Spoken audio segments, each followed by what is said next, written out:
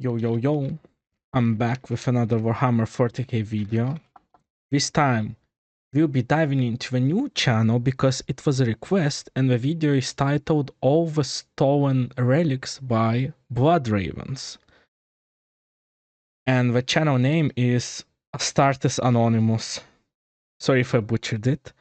As always, original video is pinned in the description.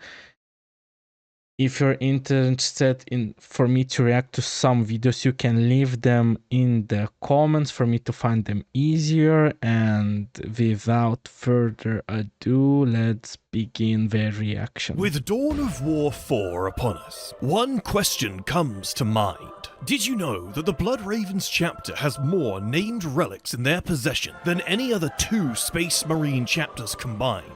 Wait, is this... First of all, Dawn of War 4 is crazy. I'm super hyped for those games, and I did not expect them actually to be balling in relics like that. In fact, the Blood Ravens have enough relics that they could outfit every single Marine in 3 whole companies with a unique relic each, and they'd still have leftovers. In fact, one of those companies could almost be completely comprised exclusively of Marines with relics acquired from other chapters and factions. You heard that right. Oh, I thought they like look for relics from like aliens, but we have other chapter relics as well. That's neat. The Blood Ravens have almost 100 relics stolen from other factions. The Dawn of War games insist that many of these relics were gifted or named in honor of or found in some alleged... That's why there are so many memes of Blood Ravens stealing stuff. Oh. Innocent capacity.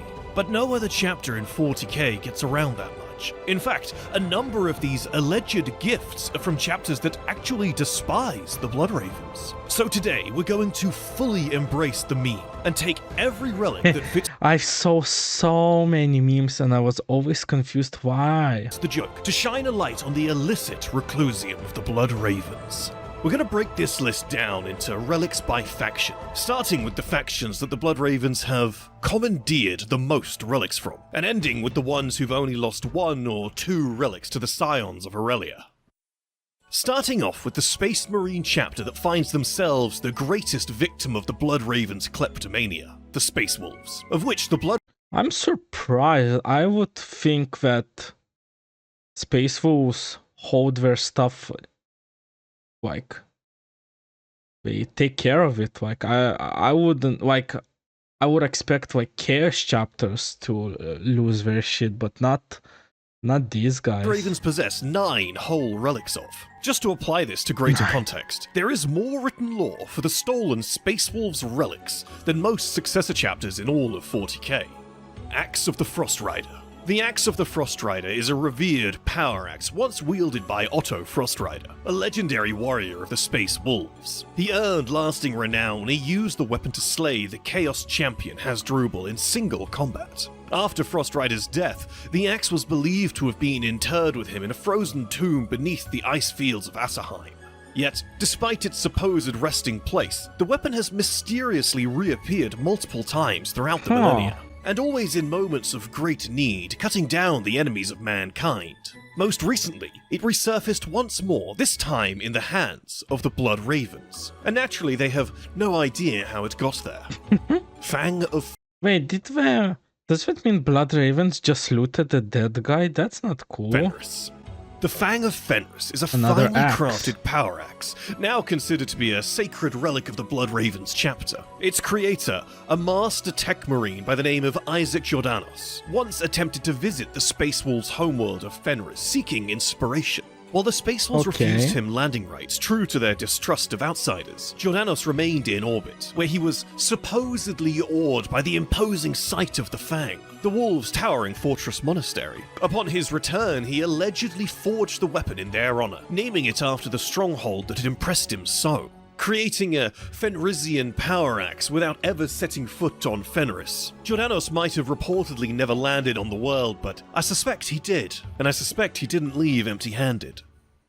Gift of Blackmane. The Gift of Blackmane is another power axe of Fenrisian... Okay, when he says power axe, is it like an axe, or does it actually do something like... it's like has some electricity in it, like in games, or what makes it a power axe? What's the difference between regular axe and power axe? Design. According to the Bloodravens, it was allegedly forged by the chapter's own artificers as tribute to the famed Wolf Lord Ragnar Blackmane. Supposedly, it was intended as a gift to the Space Wolf, an offering of respect, perhaps even kinship, or maybe even an apology for a certain tech marine snatch and grab. However, when word of this gift reached Ragnar himself, he reportedly burst into laughter and dismissed the gesture by saying, "Let them keep their trinkets." Wise of him. No sense in reclaiming a gift that might have been theirs to begin with. Matchless Savagery of Russ. The Matchless Savagery of Russ is yet another Fenrisian-style power axe, allegedly I'm not surprised that every relic is just an axe. Created in honor of the Primarch Leman Russ himself. The weapon lives up to its dramatic name, capable of slicing cleanly through both flesh and armor alike. The Bloodravens deemed the title fitting, given its brutal efficiency. The Space Wolves, however, didn't take kindly to the gesture. One can only assume it's hard to accept a tribute when it looks suspiciously like it was lifted from your own vault. Prize of the Iron Wolf. With Dawn of What did I do? Oh no. Fuck! Iris by Voland Thundertooth. Jesus fucking Christ. Might have been theirs to begin with. Oh no. Matchless Savagery of Russ. The Space Prize of the Iron Wolf. The Prize of the Iron Wolf marks the 5th Fenrisian power axe now in the hands of the Bloodravens. This particular weapon surfaced during the chapter's campaign on Kading Prime, where they had been deployed to purge an Exodite presence. For reasons left unexplained, Bjorkston, an Iron Priest... Exodite is the elders who are trying to live old ways. ...of the Space Wolves was present alongside the Bloodravens during the operation. After a particularly fierce engagement, he reportedly remarked that the axe was a... That mask is baller. Holy...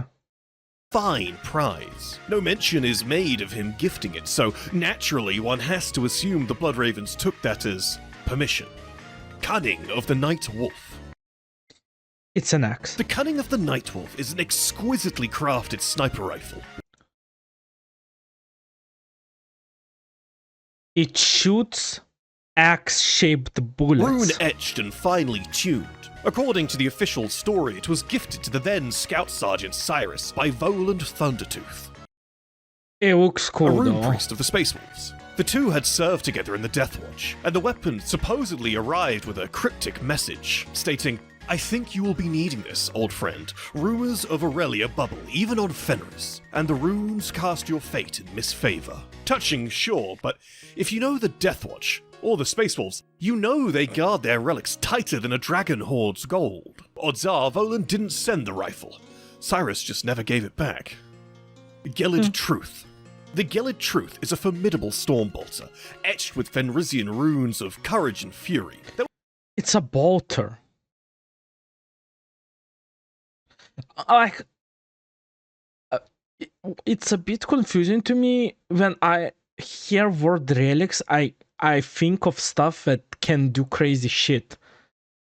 It's like if I would give my airsoft gun to someone with my sticker on it. That's how I feel this is. It was once wielded by none other than Ulrich the Slayer during the First War of Armageddon. How it passed from Ulrich's hands is left a mystery, though according to the... Okay, so it's a weapon that was wielded by someone special, but I don't get how it becomes a relic. The Space Wolves were ordered not to reclaim it, with Ulrich allegedly saying, "It shall do its Gelid work among other chapters. The runes of Russ would have it so." How very convenient. Mercy of Russ. The Mercy Okay, speedballing, this is a sword. of Russ is a unique suit of power armor. It's an armor. Notable for its constant chill. It also offers exceptional resistance to flame-based weaponry. Officially, the armor was allegedly crafted under the guidance of Iron Priest Bjorkston, supposedly in the aftermath of the Purge of Kading Prime, where he had accompanied the Space Wolves for reasons that are still left vague. Though one has to wonder if Bjorkston simply left that conflict not only missing his power axe, but his armor as well. I'm pretty sure the Bloodravens just straight up stripped this guy down to his black carapace and bounced, and he's simply too humiliated to own up to it. The Wolf's Barding. I think this is some sort of cape. The Wolf's Barding is, at face value, just a suit of power armor. I think that counts. According to chapter records, the name came after a supposed duel between two tech cadets of the Omnissiah, each claiming the right to christen the armor. The story goes that the name was chosen to honor the fiery tempers of the Space Wolves. This doesn't make a lot of sense to me, as tech adepts don't usually break out into brawls over random things, but Space Wolves do. I suspect two Space Wolves were probably fighting over this armor, which was yoinked by a Bloodraven when they weren't looking. Next up, we've got the Sons of Vulcan. Sons of Vulcan salamanders. They probably just, have flamethrowers and power hammers. Salamanders chapter. Blasphemy of the Mechanicus. This probably some sort of anvil. The Blasphemy of the Mechanicus is a plasma gun with a bad reputation. What a name. While in a salamander's hands, it misfired and blew apart a land raider the chapter had been entrusted with, earning it the immediate condemnation of. Wait, Land Raider, isn't it like the biggest tank like in Dawn of War for Space Marines? That's crazy. The Adeptus Mechanicus. They declared it tainted and demanded it be dismantled. However, Forge Father Vulcan Histan refused, keeping the weapon despite its infamy. How it later ended up with the Blood Ravens is anyone's guess, though if their reputation's anything to go by, they probably didn't exactly get it through official channels. Cleansing Gift of the Inferno. Definitely a power hammer. Cleansing Gift of the Inferno is a heavy flame. Damn it. Built by the Salamander's own master artificers. It ended up with the Bloodravens after Brother Tarkus visited Nocturne as part of his penance before becoming a sergeant. The Salamanders, impressed by his faith and dedication, made the weapon for him to wield when he felt he was ready. Another case of a Bloodraven. I got consumed by the visuals because in the visuals he's holding the hammer. Dropping by a chapter's homeworld and walking off with a gun that they definitely had permission to take. Argentus's Fury. Argentus's Dude, this sounds like power core. Fury is a one-of-a-kind Astartes bolt gun, gifted to Bloodraven's Sergeant Argentus during the Second Armageddon War by the Salamander's artificers. At least, that's how the story goes. The weapon had been specially modified to fire deadly dragonfire bolts, making... Oh, so Space Wolf couldn't have axe bullets, but salamanders can make shapes of their bullets. Okay. Both rare and incredibly valuable. Which, of course, makes it sound a lot less like a gift, and a lot more like Argentus saw his chance and walked away with a Salamander's relic. Salamander's Tongue. The Salamander's It's probably a mask. Tongue is a melter gun blessed by a Forge Father of the Salamanders, and it's claimed more enemy armor than anyone could hope to count. At some point, it ended up in the hands of the Blood Ravens, though there's no record of when, where, or how, which probably tells you everything you need to know. Vulcan Launcher. What could launch Vulcan? It's probably a jet. Vulcan Launcher is a master-crafted grenade launcher that spits out custom incendiary rounds, turning everything it touches into a firestorm. The design tweaks are credited to one of the Salamander's own Forge Fathers, making it a weapon of formidable power. And just like the Salamander's Tongue, there's no record of it ever being handed over to the Bloodravens. So I think it's somewhat safe to assume they helped themselves. Vulcan's Wrath. Vulcan's Wrath. Vulcan's Wrath. He has a power hammers. Vulcan's Wrath, what could it be? Dude, I swear it's gonna be like a bolter pistol. Vulcan's Wrath is a plasma cannon named in I'm so close. honor of Nocturne, the volcanic homeworld of the Salamanders, where geysers of molten rock erupt skyward and the very air shimmers with heat. It's a fitting tribute to the world and the chapter it forged. And once again, there's no record of the Salamanders ever gifting it to the Blood Ravens, they just have it. I'm surprised how Blood Ravens actually managed to get this stuff. Like, how do we do that? Xavier's Torch. Torch. It's a flaming sword. His torch is a deadly melter gun, blessed by the legendary chaplain Xavier of the Salamanders, and said to have carried its righteous fury into the heart of 1,000 alien strongholds. At some point, it was lost by the Salamanders, only to later turn up in the Bloodraven's arsenal. But how? No, but I'm thinking, like, how can you lose something like that? You just don't lose it. There's probably was a battle. You had to leave. I don't know, you just don't lose shit like this. During the Aurelia campaigns. I'm definitely noticing a pattern here. With the Space Wolves relics, there's usually some vague, questionable story attached, but for the Salamanders, there's no story at all. Yeah, that's what's weird. Ravens It's like Salamanders are like the charity. just have them. Scales of the Salamander. Scales. What can it be? Dude, I swear, if this sounds like a chain sword. The Scales of the Salamander is a suit of power armor forged to shrug off even the fiercest flames. Its name comes from the great lizard-like beasts of Nocturne. Dude, I can't guess. I'm so bad. Whose hides are said to be just as impervious. How it went from a Salamander's forge to the Bloodraven's reliquary, well, at this point you can probably guess. Corona Tempestus. Bruh, this sounds like a... From visuals, it's probably a vehicle. Corona Tempestus is an ancient variant of the Iron Halo created on Forge Halo. World Griffon 4, and passed between several chapters over the millennia. The Salamanders were its longest standing custodians, until they allegedly handed it over to the Blood. Okay, but... What? I understand the significance of Halo for Salamanders. What's the significance of having it to Bloodravens? Following a ritual tournament before the Third Armageddon War. Which sounds nice and ceremonial, though with the Bloodravens involved, I wouldn't bet my bolster on it being a clean handover. Now we move on to the Sons of Caliban. I can't believe I haven't guessed anything right by Salamanders. Azrael II. Ezreal. Sounds like a sword. Azrael II is a power I'm back! sword of Knight Black Metal, now in the hands of the Bloodravens chapter. It's said to be the sister sword to the Dark Angel's Grandmaster Azrael's own Sword of Secrets, and even rumoured to be one of the chapter's fabled Heavenfall blades. I'd be willing to bet that the Sons of Caliban are unaware of this weapon's location, for if they were, war may come to the Bloodravens. Blade of Pride. The Blade It has blade in the of name. Pride is a chainsword now tainted by I would thought it was a blade, not a chainsword.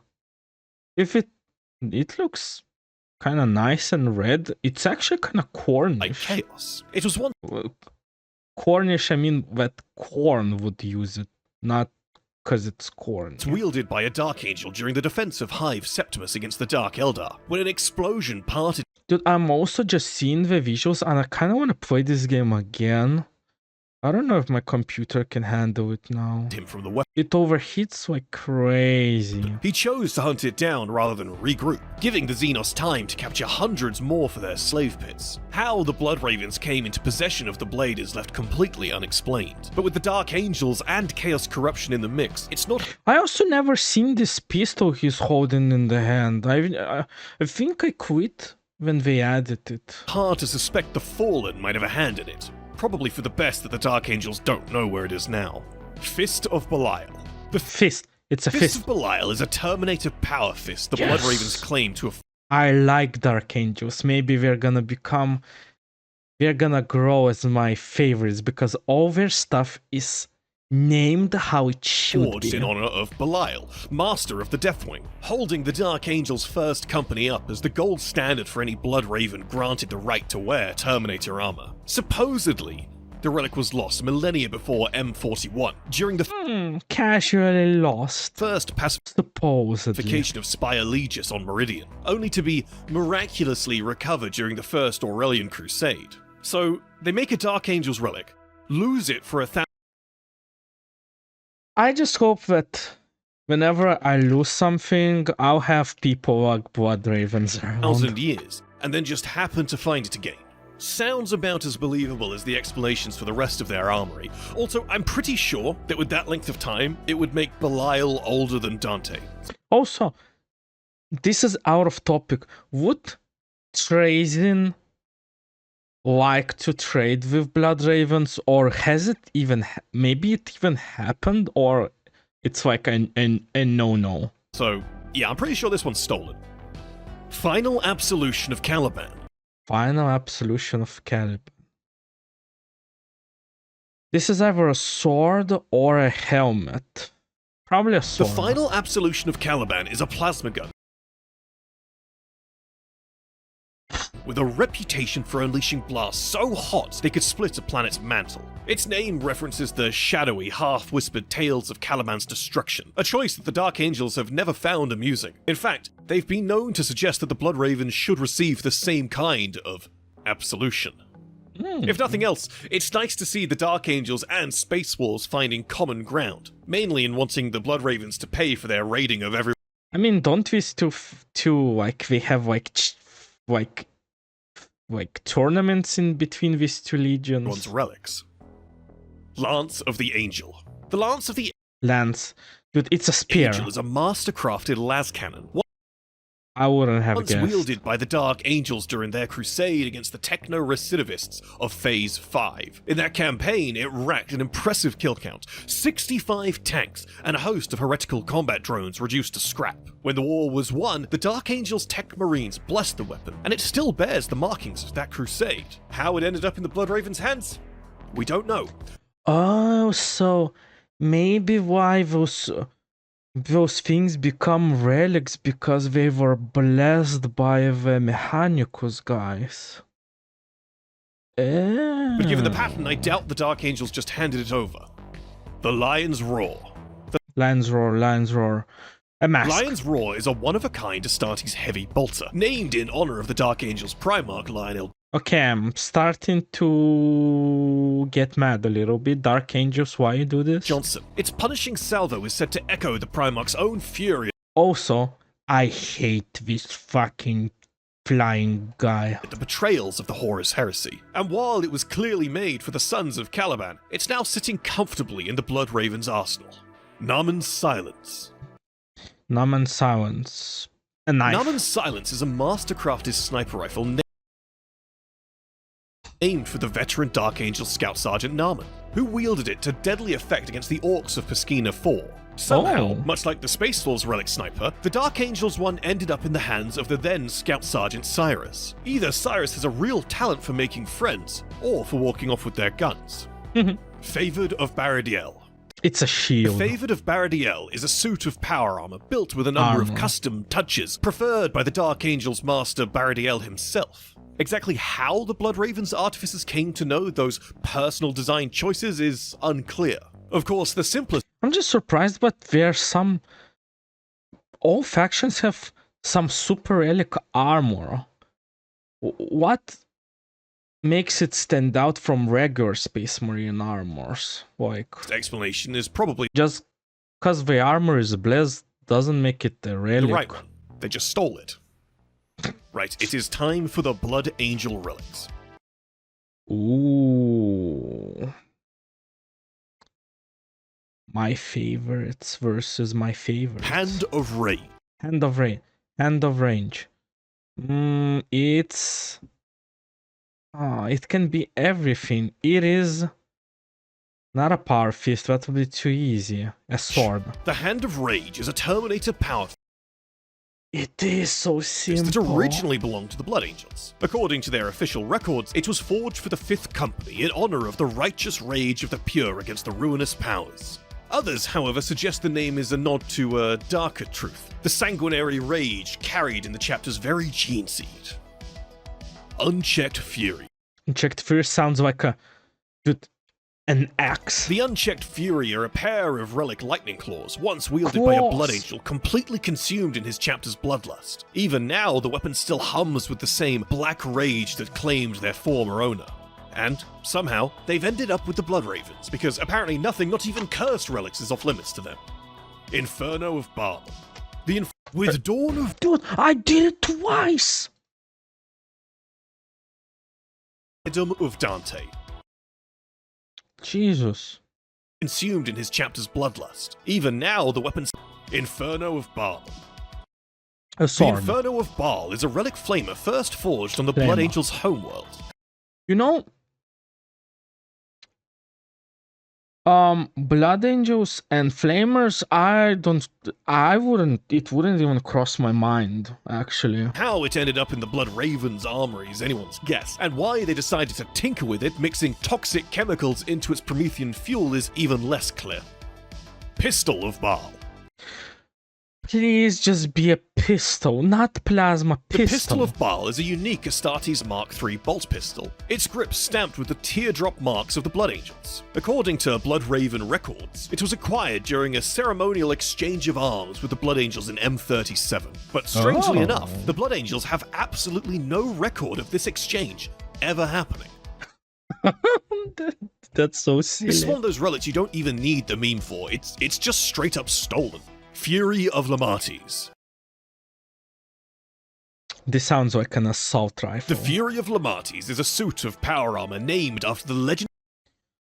I was wrong, but this looks epic. Blood Angel's chaplain himself. It's said to channel the warrior's unyielding wrath, with the words, "Choose death, alien, lest you face Lamates," etched proudly along the gorget. The Diadem of Dante. Dante is that guy who can die. It's probably his helmet. The Diadem of Dante is a golden variant of the Iron Halo, crafted to honor It was a halo. Chapter Master Dante of the Blood Angels, a hero whose deeds have shaped the Imperium for centuries. Those who wear it are said to share in his might and fury, which makes it all so it's like a moral the buff. more curious that it's in the Blood Raven's possession, something I doubt Dante would be too pleased about. Now, we must go over the Praetorians of Terra, the Imperial Fists, and the first one is kinda silly. Rogal's Fist. Rogo's fist. They have his hands? Rogal's Fist is not a power fist, but instead a power mace said to have been created by the Primarch Rogal. This should be heresy. Calling this a fist when it's a mace. Dawn himself for his sons, the Imperial Fists. There's no explanation at all for why it's now in the Blood Raven's arsenal, but it's safe to bet the Imperial Fists don't know about it, because anything made by their Primarch would be a relic of near unmatched sanctity. This I can grasp around if it was their Primarch's thing. I'm surprised the Legion doesn't know about it. And if they would find out about it, they would probably want to recover it as soon as possible. And if they did know, I'd be willing to bet the Blood Ravens would have a siege breaking down their door. Lysander's Judgment. This sounds like a power hammer. Lysander's Judgment is a thunderhammer supposedly Yes! It's not a power, it's a thunder, but it's a hammer. named in honor of Darnath Lysander, the famed first captain of the Imperial Fists. Rather than take it as a compliment, Lysander's only recorded response was, "I remember them not from the rolls of the Index Astartes," which is kinda hilarious, really. He'd rather pretend the Blood Ravens don't exist than outright accuse them of stealing. Dawn's Retribution. Dawn's Retribution. This sounds like a gun, so it's probably a pistol. The Dawn's Retribution is an enormous two-handed This doesn't look like a pistol to me. thunderhammer. Its name a nod, at least in theory, to the Primarch Rogal Dawn. Its legend began in the 12th Black Crusade, when a Blood Raven strike cruiser suddenly peeled away from the Imperial battle line and went straight for a Black Legion vessel, destroyed it, and slipped back into formation. No one ever officially explained why they took such a wild risk, but if I had to guess, whatever was on that ship is now sitting in the Blood Raven's reliquary. Stalwart Companion. The Steward Companion. This can be a lot of things. This can be like a chain, sword, a hood, like a full mantle. I don't know. This is... No one would name their sword a companion, so this would be like a mantle. Stalwart Companion is a one-of-a-kind Astartes relic bolt pistol. It's the constant sidearm of Captain Galen of the Imperial Fists. Galen was known to boast that only death could part him from it, which makes its current place in the Blood Raven's collection suspicious, to say the least. Unending torrent of fury. Is that guy still alive? So Dev didn't take his pistol. Fury. The unending torrent of fury is a dreadnought assault cannon, sanctified by the Imperial Fist's own tech marines and packing Listen, I would never guess that, so... even more bite than the standard pattern. Over centuries of war, it's turned orcs and tyranids and every other flavor of Xenos into little more than a fine red mist. Of course, for the Imperial Fists to bless a relic like this, it would have had to be in their hands to begin with. So, somewhere out there, there's probably a very angry yellow dreadnought wondering where his gun went. Oh! Wait, so did they yoink the hand and they attached it to their dreadnought, or they just yoinked the hand and just using it like as a turret? Steel of Dawn. The Steel of Dawn Definitely a is sword. a suit of relic power armor.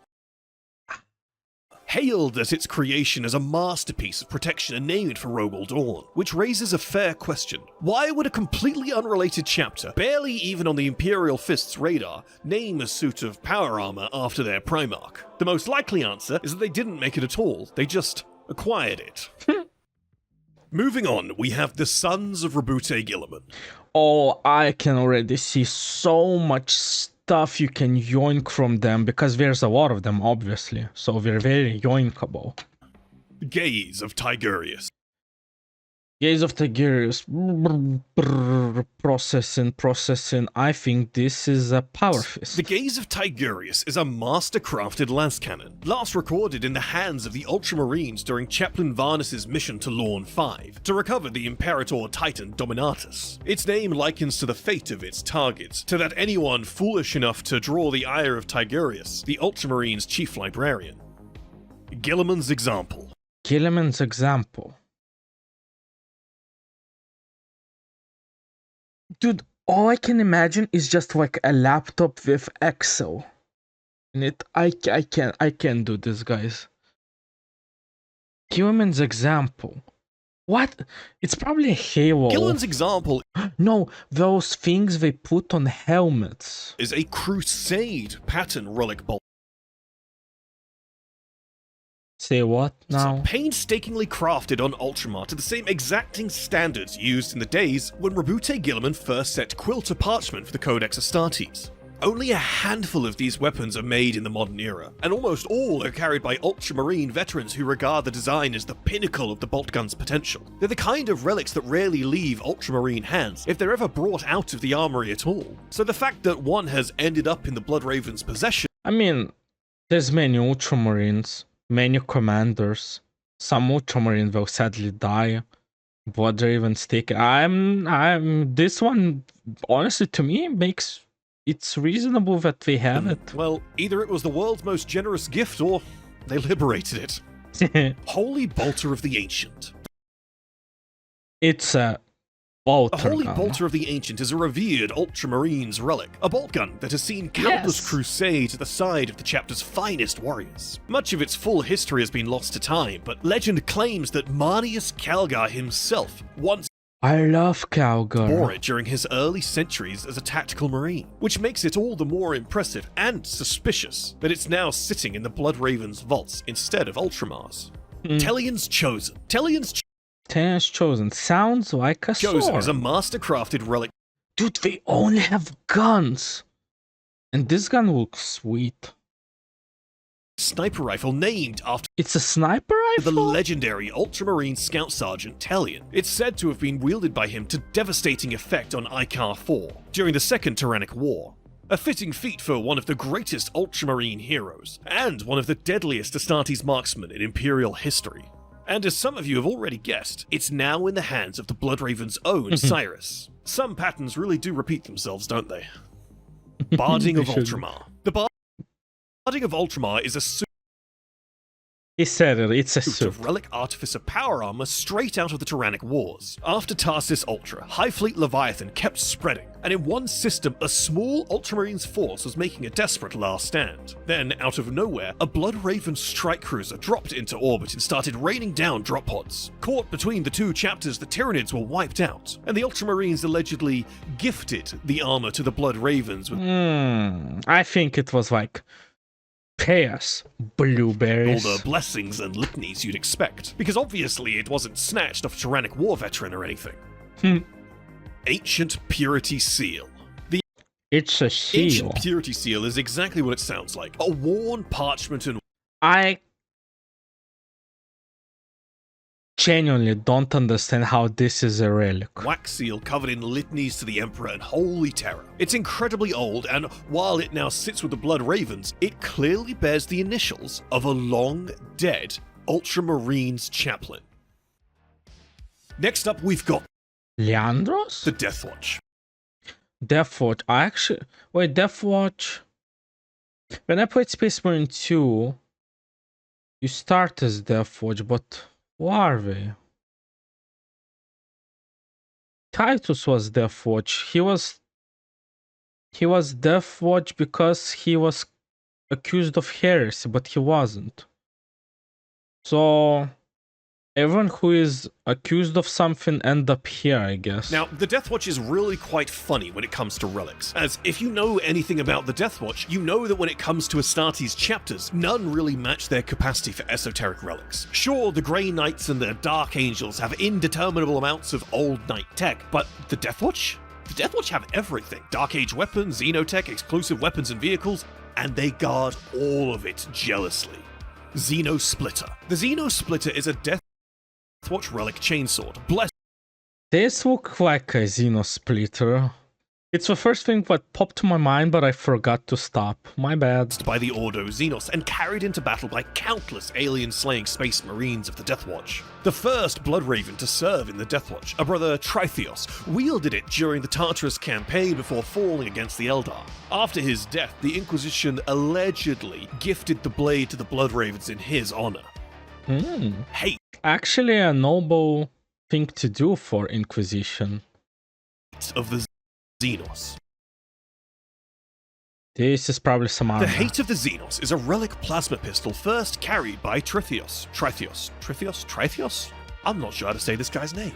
The very first Blood Raven to serve in the Death Watch. Ever since, it's been passed down to every Okay, so all the relics are just the first guys to do something in the Death Blood Watch. Raven seconded to the Chamber Militant of the Ordo Xenos. Now, fine, I'll admit, you could argue this one's actually a proper Blood Raven's relic. But here's the thing. Surviving a Death Watch tour is rare. Like, really rare.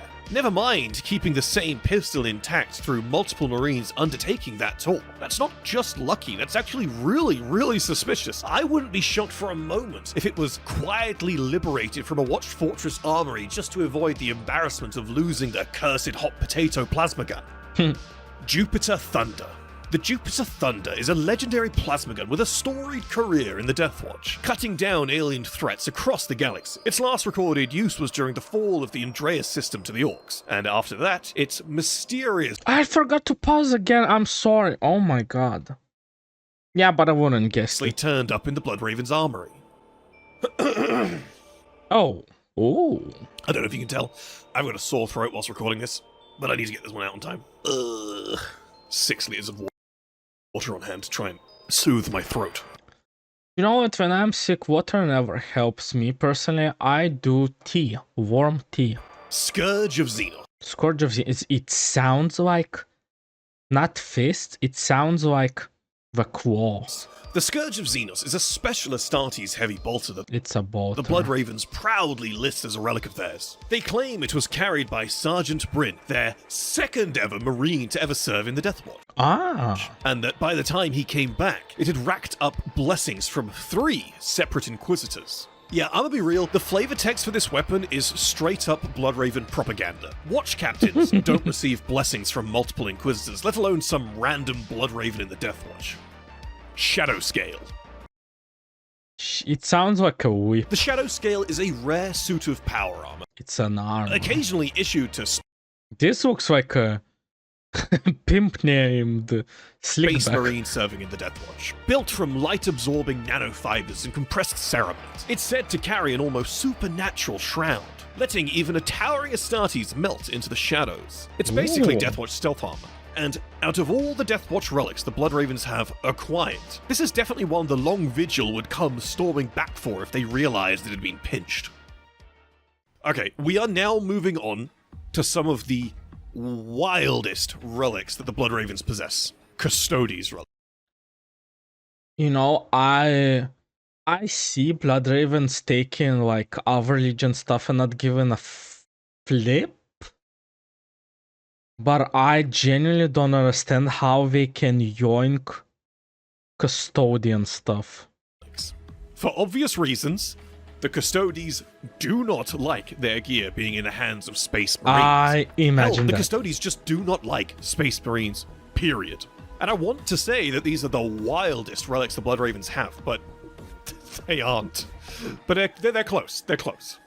Relentless Will of the Emperor.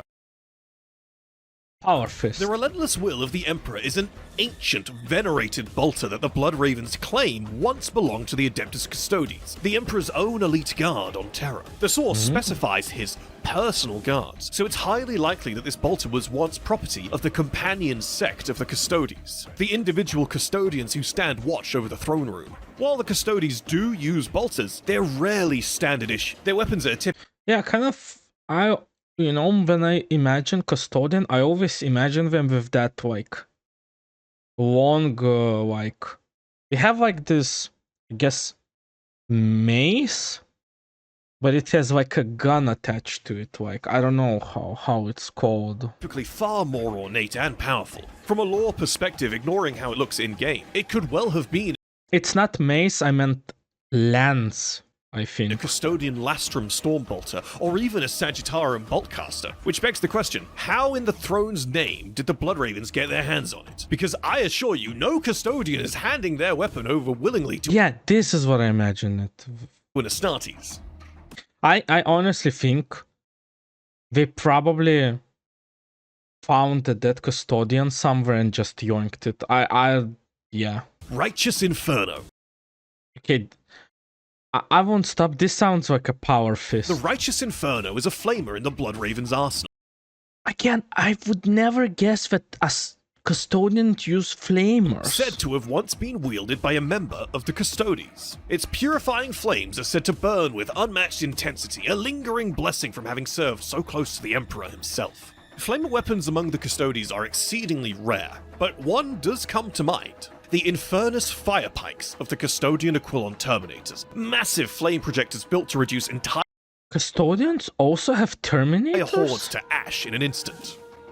Golden Armor of the Custodes. The Golden Armor of the Custodes is one of the most revered artifacts in the Blood Raven's possession. A stunning suit of Oromite plate said to have been worn by a Custodian who stood guard over the Emperor himself during the final assault on Horus's flagship, the Vengeful Spirit, at the climax of Horus' heresy. On the battlefield, its presence is said to inspire the faithful and grant them the strength to endure even the gravest of wounds. Which is absolutely wild, because lore-wise, there's basically no reason to believe a Space Marine could even fit into, let alone operate, Custodian plate. A full set of Oromite armor like this in a chapter's Reclusium would have to be one of the tightest kept secrets in the Imperium. If any Custodian shield host ever discovered its presence, the Blood Ravens wouldn't just be in trouble, they'd probably be annihilated. And that's without even touching the fact that this armor supposedly fought beside the Emperor during the siege of Terra itself. You know, I'll put it on the screen here.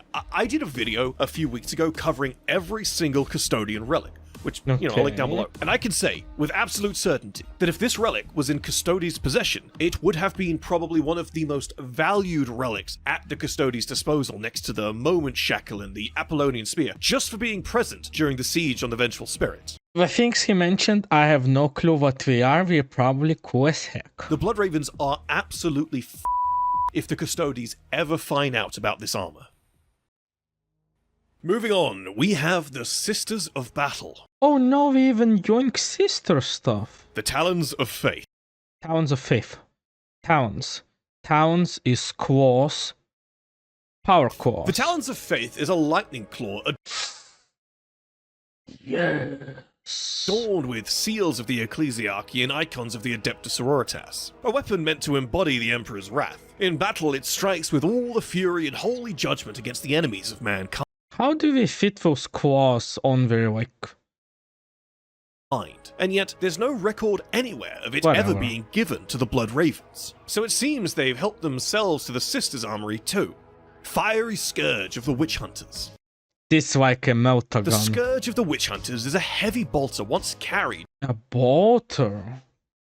by the Oh. Sisters of Battle in their endless crusade You know what sisters I imagine, because I play Dawn of War, like Soulstorm and and they have a lot of melta guns. against heresy and witchcraft. Reforged to fit the frame of an Astartes, it now spits dragonfire rounds, laced with a sanctified promethium mix, burning the enemies of the Imperium to ash in a moment's notice. However, there's no record of this weapon ever being gifted to the Bloodravens, and no explanation of who exactly It throws me off. There's like guardsmen here, but there's no guardsmen and just lasers coming. And tank isn't doing anything. reworked it for Space Marine use. Then again, I think we can make a pretty solid guess.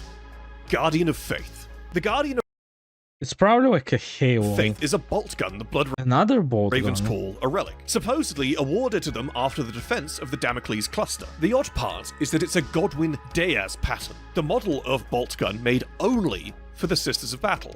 The weapon even carries Soritas markings on it too. So unless the Sisters suddenly felt like handing over one of their signature weapons, chances are the Bloodravens just claimed it for themselves.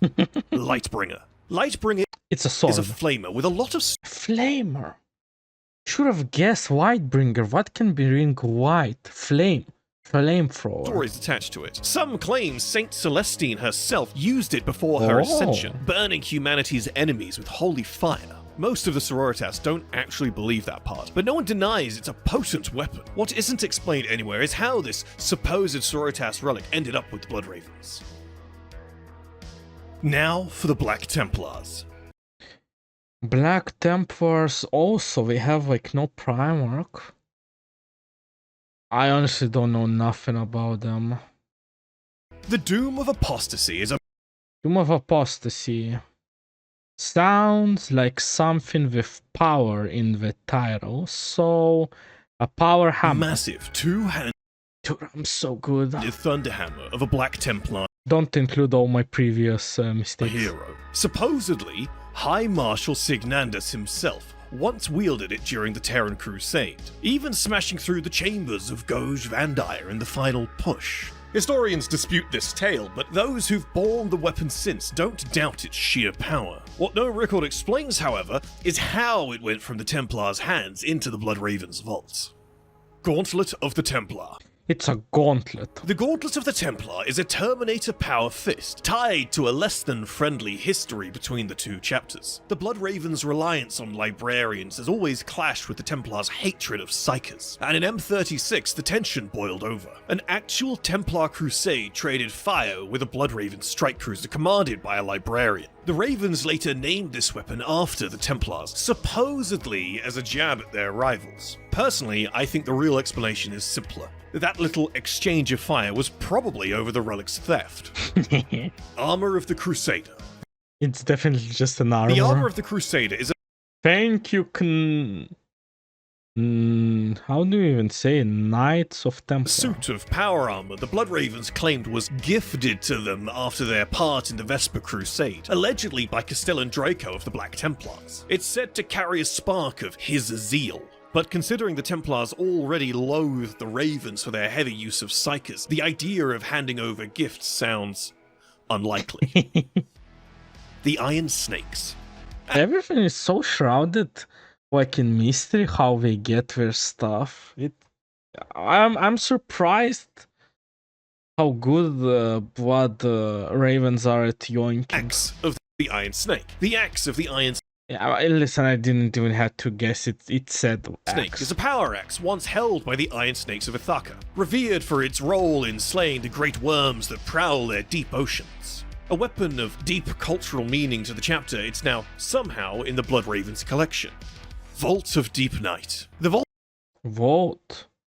Sounds like an Vault armor. of Deep Night isn't a weapon at all, but the dreadnought chassis of Autolocust of the Iron Snake. Oh, it's just a full dreadnought, but it's empty. Recovered after his death in battle. That's right, an entire dreadnought. Where most chapters might safeguard such a relic for eternity, the Bloodravens ended up with it instead. Banner of Ithaca. Dude, this is... please, for the love of God, be just a banner. The Banner of Ithaca was once the proud standard of the Iron. Ah, I imagined the banner, but it's like It's the template on the shoulder pad. Snakes raise high to celebrate both their homeworld and the mighty worms they revere. It was lost to the Dark Eldar during a campaign, only later to turn up in the hands of the Blood Ravens, who unsurprisingly claimed it as their own. Not only have the Blood Ravens taken relics from the Custodes and Sisters of Battle, but also the Grey Knights Also Grey as well. Knights. Bane of the Fallen. Bane of the Fallen. Bane. Dude, it sounds like a power mace, but it's probably a Bane sword. of the Fallen is a Stormbolter And it's not even once both. carried by the Grey Knights, It looks beautiful. said to have passed into Blood Raven hands during the Dark Crusade on Cronus. The Demon Hunters appeared without warning, fought alongside the Ravens for a time, and then departed just as abruptly. Supposedly, they left this weapon as a token of alliance, though knowing the Grey Knights, this story feels a little too clean. Holy Armor of Purgation. It's just an armor. Holy Armor of Purgation is another story entirely. But can a regular Space Marine equip the Grey Knight's armor? Because technically they are the same size, so why wouldn't they though? This modified suit of power armor had been worn by a Grey Knight for centuries until his death during the Necron assault on Lorn 5. The Blood Ravens promptly claimed it, and to this day, the armor retains its unique quirk. When the wearer is critically wounded, it unleashes a surge of psychic energy that blasts enemies back. If the Grey Knights ever learn that one of their sacred, warded suits now sits in Blood Raven hand, I swear Grey Knights are gonna are gonna say that Blood Ravens are heretics. as well. Between this and their custodian souvenirs, the Blood Ravens are sitting on relics that could get them annihilated twice over, if the wrong people find out. Oh, sorry. So for the rest of the Imperial relics in the Blood Raven's possession, I'm surprised there haven't been like any relics just from regular like guardsmen. there'll be only one or two per faction, so I'll just dispense with the introductions and crack on Okay, with them. sure. Fist of Crimson. It's a fist. The Fist of Crimson is a Terminator power fist the Blood Ravens keep among their relics, supposedly forged in honor of the Crimson Fist's chapter. Over the centuries, its surface has darkened into a deeper and deeper red. The tech priests insist it's due to some quirk in the weapon's power field, while the more poetic among the Ravens claim it's simply been stained by the endless blood of their enemies. Either way, it's another tribute to a chapter that probably never asked for one. Cruelty of Geoffros. Cruelty, dude. This can be everything. It sounds like a gun, but it has to be something dual because it's cruelty. Dude, I'm say power claws. Geoffros? Geoffros? Ooh, Geoffros sounds bad. I'm gonna say Geoffros. Well, that sounds bad too. The Cruelty of Geoffros is a Stormbolt And that was wrong. now held by the Blood Ravens, but was once with the Crimson Fist. Oops. It was carried by the Space Marine Geoffros during the invasion of Rinsworld, though at the time he wasn't there to defend his home. Where was Geoffros he? was instead serving under an Inquisitor, and when he begged to be allowed to return to Rinsworld, his request was denied. Furious and broken, he was dispatched instead to Turin Primus to hunt a heretic in the Hive Qualitas Undercity. Something snapped. Geoffros turned his Stormbolter not on the heretic, but on the entire Underhive population, slaughtering thousands in his madness. What the fuck? His fate afterwards is unknown, but his weapon survived. By the Second Aurelia campaign, Bruh, I swear I just got chills. What the hell? the Blood Ravens had claimed it, christening it the Cruelty of Geoffros. So a tainted Crimson Fist relic soaked in civilian blood. Exactly the kind of thing you'd expect to end up in the Blood Ravens' hands. Yeah, but I don't see why it's a relic though, and why would you even want to keep it? Axe of the Ravens. It's a sword. It's an axe. The Axe of the Ravens is a power axe forged from night black alloy, supposedly gifted to the Blood Ravens by the Raven Guard, after the two chapters fought together in the Hogard Crusade. Wings of Shrike. Dude, I swear it has to be like a jetpack, like a power jetpack that the Space Marines equip on their back. The Wings of Shrike is a jump pack the Blood Yes, oh, it's called a jump pack. Ravens Okay. keep as a relic, and they say it was named after Captain Kavan Shrike of the Raven Guard. The funny part is, Shrike's been pretty openly critical of the Ravens ever since they butted head over tactics in the Holst Crusade. So yeah, when the Blood Ravens claimed they named this one after him, it doesn't exactly sound convincing. Judgment of the Khan. something from the White Scars. Probably a sword. The Judgment of the Khan is a power axe once carried by Captain Brockus of the Blood Raven's 6th Company. In M39, after suffering brutal losses to the rising Orc War, Brockus shifted tactics to lightning-fast hit-and-run assaults, borrowing from the White Scars playbook. He made the axe his personal weapon and named it in honor of Jagatai Khan, the White Scars Primarch. Of course, the White Scars might not be too thrilled knowing the Ravens are out here handing out relics in their Primarch's name, if it actually was in his name and not stolen from the White Scars Reclusium in the first place. Flesh Tearer's Pride.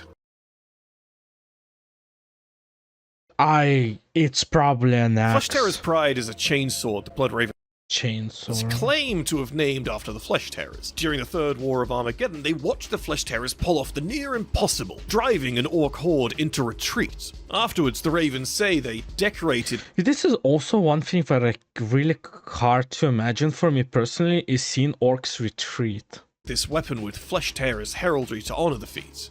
But given their track record, yeah. Daystar. The Daystar is a...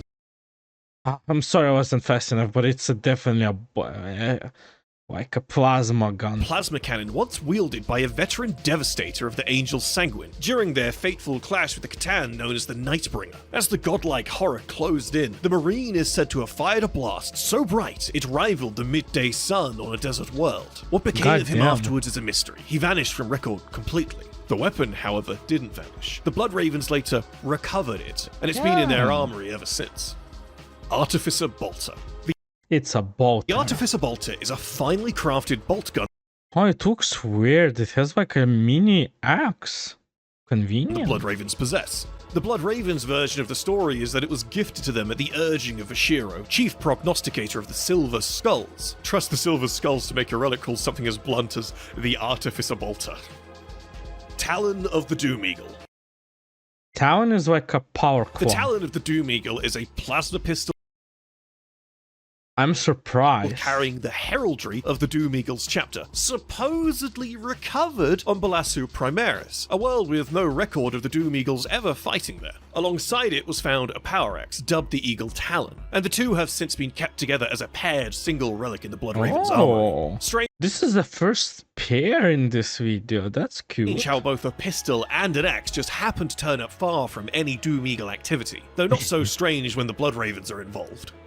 Titan Smasher. The Titan Wow, what a name. This has to be like a power hammer. Smasher is a missile launcher. Oh, I was wrong. Missile. I think this is the first like missile launcher I seen the video. Once carried by the Red Wolves chapter. Though it looks fairly ordinary, it earned its name by punching holes in everything from demon engines to siege tanks, and even the weak spots of god machines themselves. The weapon was lost for centuries before the Blood Ravens later found it.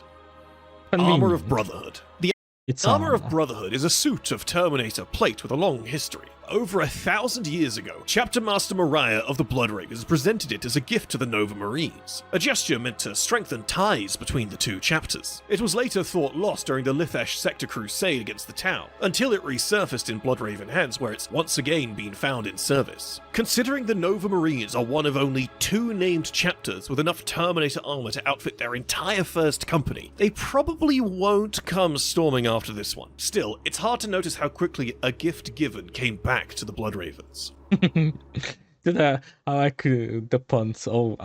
Myrmidon Plate. Oh, this is like probably just armor. The Myrmidon Plate is a dreadnought sarcophagus. Oh, a dreadnought. Forged with a long-lost process, said to have been developed by the Brazen Claws over 2 millennia ago. Drawing inspiration from the regenerative traits of the Tyranids, their tech marines created armor that could recover from even catastrophic damage, keeping the machine spirit and its occupant in the fight far longer than usual. And it's now in the hands of the Blood Ravens, making this the second dreadnought they've managed to walk off with. And to end off the Imperial chunk of this video, we've got some miscellaneous bits. Executioner of Heritage. What? It's probably a pistol. The Executioner of Heretics is a bolt pistol carrying Yeah, it makes sense. marks of the Inquisition. It was uncovered inside the Bloodraven's fortress monastery on Cyrene Secundus, lying beside the corpse of a murdered Inquisitor. Despite that rather ominous discovery, the weapon's effectiveness ensured it was kept as a relic of the chapter. The killer was never named in any official record, but let's be honest. Yeah, why would you even want to name him though? The likely suspects probably weren't very far away. Mark of Exitus. It sounds like a sword. The Mark of Exitus is a sniper rifle that somehow ended up in the Bloodraven's arm. Dude, the snipers look so sick. This one also, is that a silencer? Armory. Normally, only Vindicare assassins are trusted to carry Exitus rifles, but during the Walsh Uprising, a veteran Bloodraven scout sergeant fought alongside one of these killers. A year later, a rifle, modified but still unmistakably Exitus, turned up in his kit. Roar of Truth. The Roar of Truth is an assault shotgun based on a... Oh wow, I forgot that they have shotguns as well. And I wasn't fast enough to pause, damn. Arbites models from Meridian, but modified to fire electrically charged shells that crack like thunder with every shot. It's a nasty weapon, loud, brutal, and devastating up close, which also means there's probably an Arbites fortress precinct somewhere wondering where their shotgun went. Okay, now we're moving on to the part of the video where we can talk about why exactly so many elements of the Imperium hold the Bloodravens in extremely low esteem. These relics, all of them, are hopelessly bound to the forces of chaos.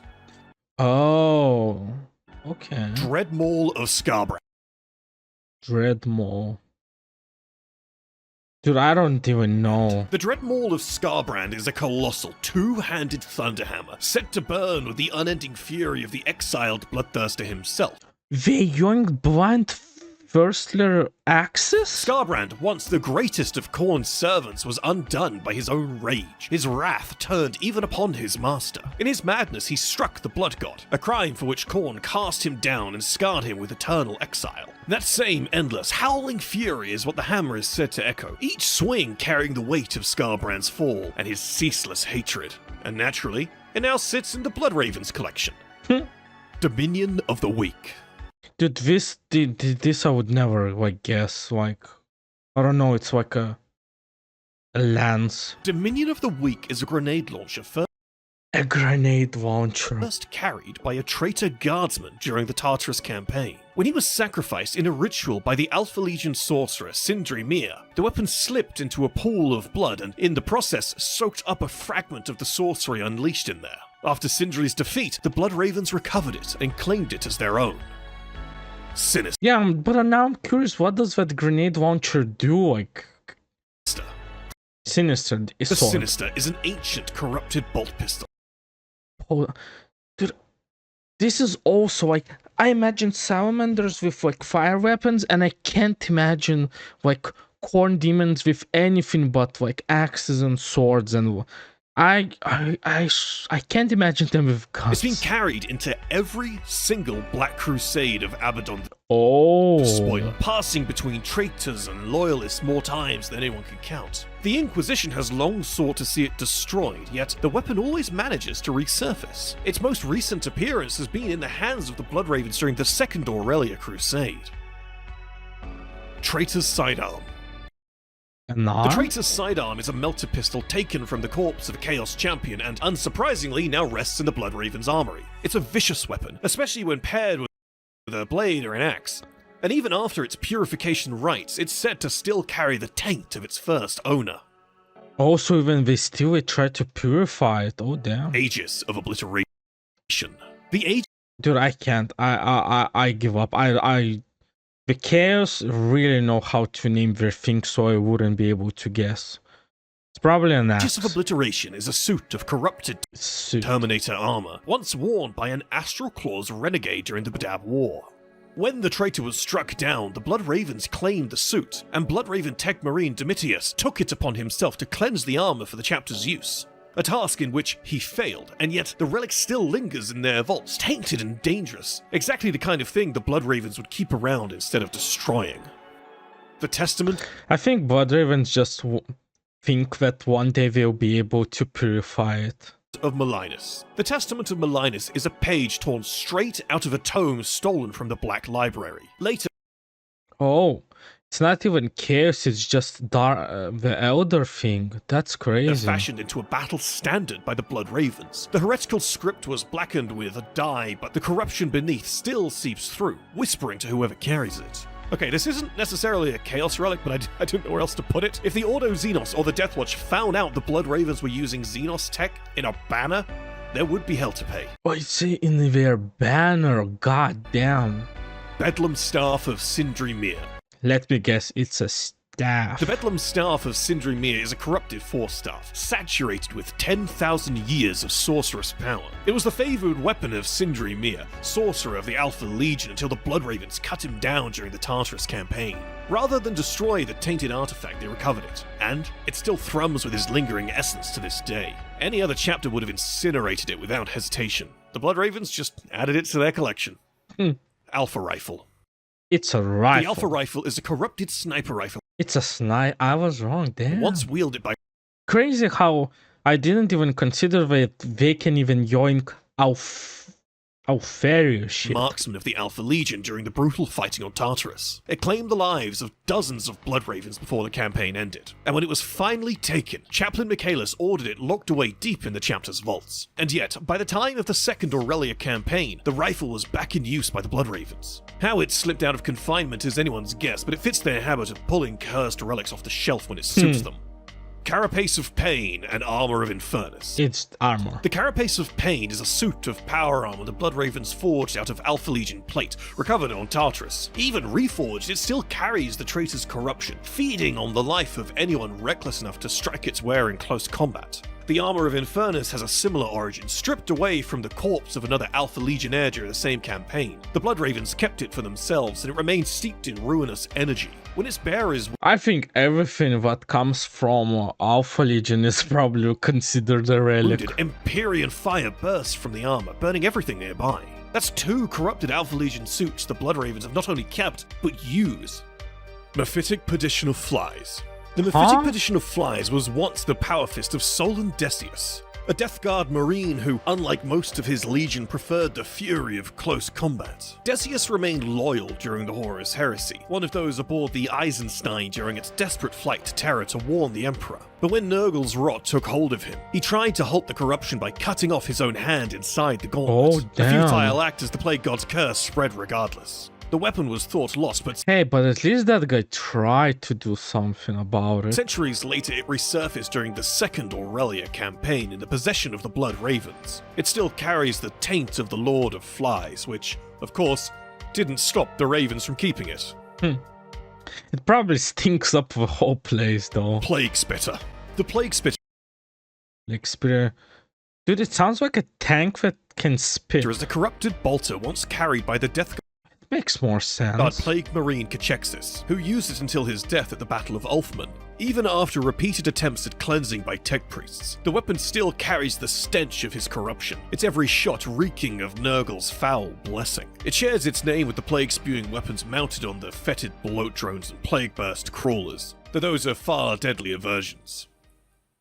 And finally, probably the most insane entry on this list. The one I know you've all been waiting. Dude, I think this is gonna belong to something of the Emperor. Maybe his glasses. No, but it probably like not his sword, not his sword. Probably something like that Emperor used and forgotten. For Forgebreaker. Oh, Forgebreaker.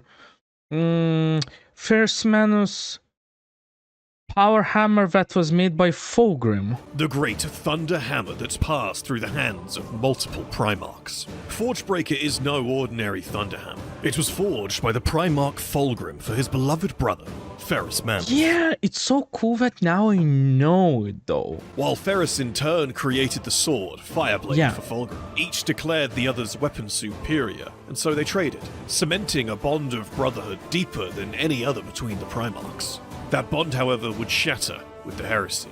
When Fulgrim came to sway his brother, Ferrus refused. And in their duel, you damn right he refused. I love Ferrus Manus. Fireblade was broken while Forgebreaker was stolen.